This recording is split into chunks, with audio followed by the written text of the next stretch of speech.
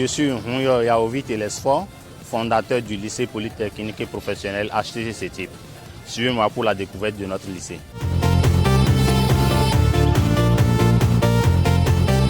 Le lycée polytechnique HTC CETIP est situé à Godomé Carrefour Séminaire d'Atrokokodji et aussi à Calavi Zobadje, non loin du petit portail de l'université d'Aboumé Calavi.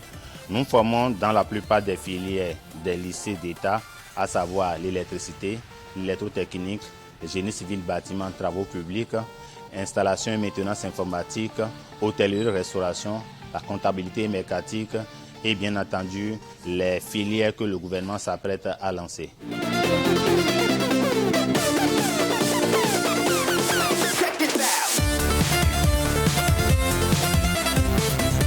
La formation professionnelle aujourd'hui exige beaucoup de pratique. Alors, la pratique en électrotechnique se passe dans les ateliers que vous voici.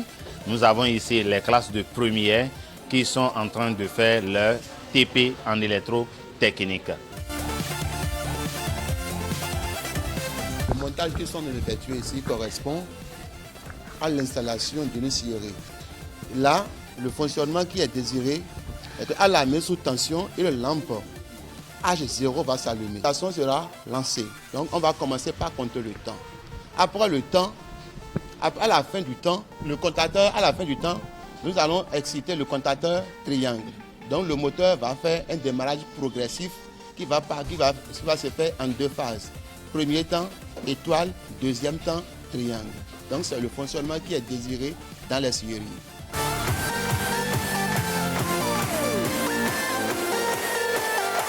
Après le bac, j'ai décidé de suivre une formation professionnelle.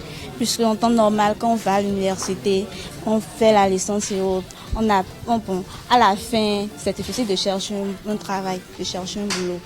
Donc, j'ai décidé de suivre une formation professionnelle. Je profite de votre micro pour exhorter les parents comme moi, les parents d'élèves comme moi, à envoyer leurs enfants faire la formation professionnelle.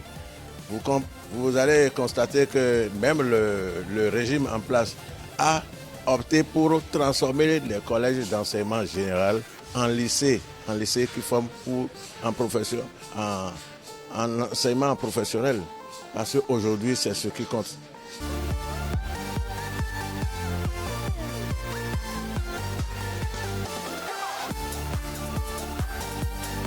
La formation professionnelle se passe un peu partout dans le monde et il faut avoir des repères, il faut avoir des références. On a pris des écoles de référence au Canada, en France, mais au Bénin ici. Je prends par exemple le lycée Don Bosco que vous connaissez.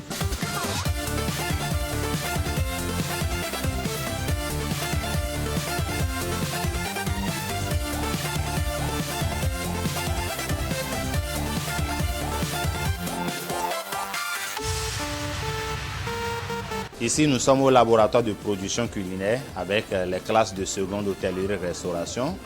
Ils sont en train de réaliser leur menu du jour qui est intitulé salade d'avocat, poulet rôti plus pommes de terre sablées. Alors, la seconde hôtellerie-restauration à HTC CETIP a une particularité. Il s'agit de la formation technique et professionnelle. C'est-à-dire quoi?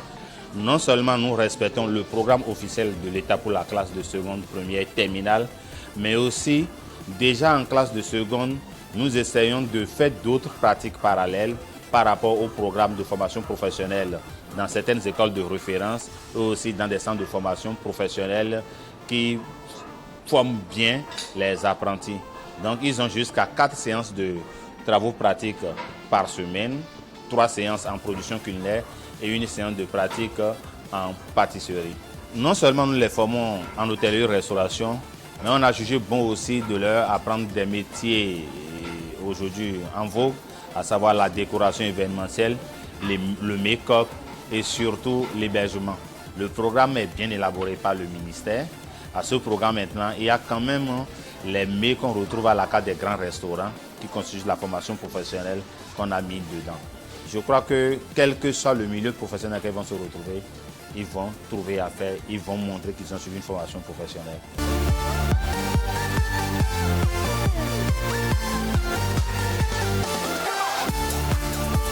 Est-ce qu'on peut avoir 365 mets pour avoir un mets par jour? On peut avoir au-delà de ça. La cuisine, c'est un monde très très dense, très vaste. Un peu de tout. Vous prenez les mêmes ingrédients, mais vous allez concocter plusieurs plats à la fois. Donc les menus sont vastes. D'un menu donné, d'un mets donné, on peut faire plusieurs déclinaisons de menus. Donc ils sont formés à ce niveau quand même.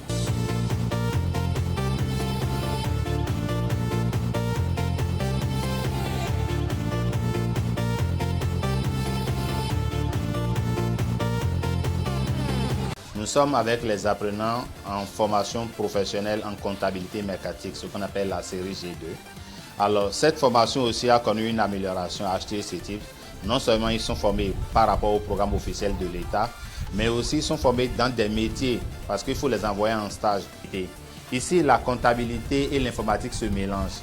Déjà avec leurs professeurs de comptabilité au lycée, ils font les cours comme cela se doit, mais un professionnel va venir et va essayer de reprendre ce cours avec eux, avec l'outil informatique, c'est-à-dire la saisie des données et comment exploiter ces données au niveau des logiciels de comptabilité et de gestion.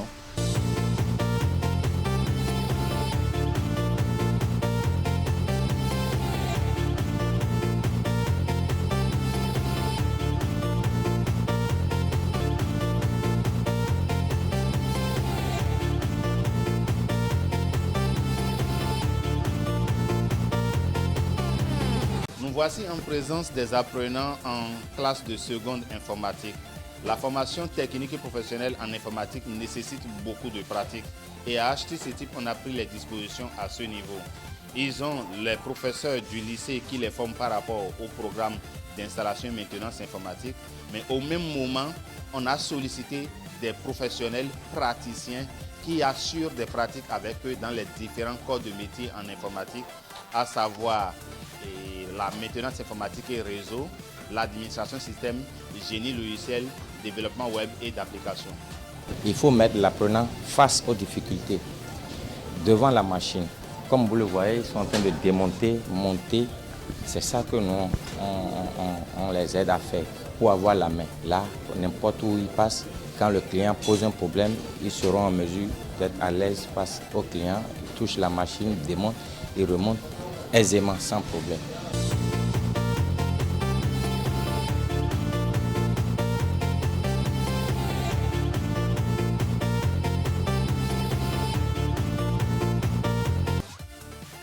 Ici, on est en F3, c'est-à-dire électrotechnique.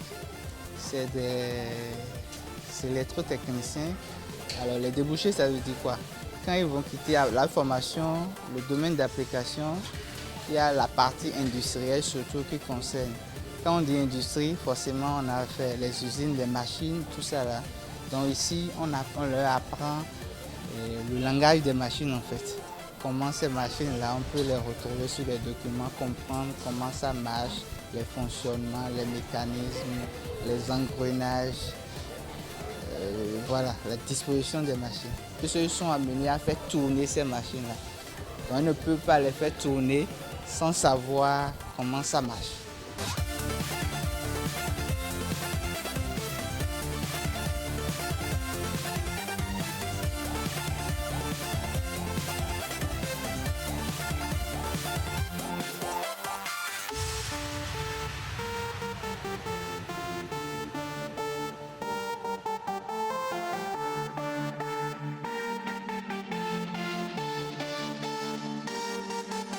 Quand je vois les dames sur les chantiers, les immenses chantiers, les routes, ça me plaît quoi. Donc alors j'ai décidé de venir aussi faire ça. Je veux montrer aux femmes qu'elles peuvent aussi faire ce travail.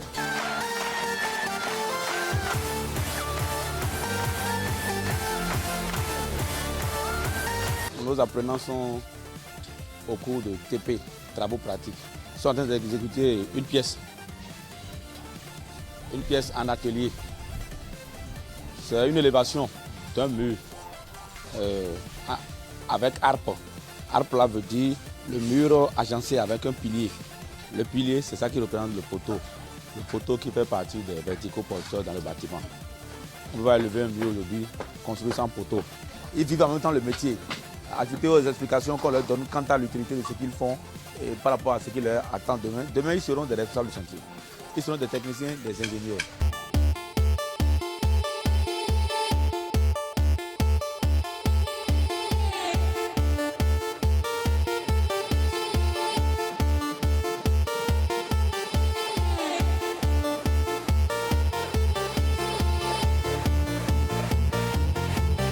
Nous sommes en présence des élèves de la classe de seconde électrotechnique, la seconde F3. Et comme le veut les normes internationales, la pratique est au cœur de leur formation. Ils sont en atelier électricité en train de faire du câblage.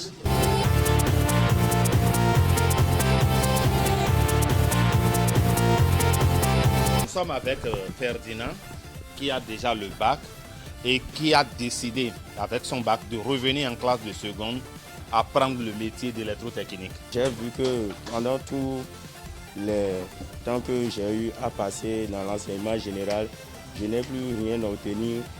C'est pour cela que j'ai fait le choix de revenir ici afin d'avoir un niveau professionnel dans l'enseignement et également le métier d'électricité. Ici, nous sommes en train de réaliser un montage cave pour un montage en cascade. Ce montage nous permet d'interrompre un circuit, d'en établir un autre à partir ou à l'aide d'un appareil à commande manuelle.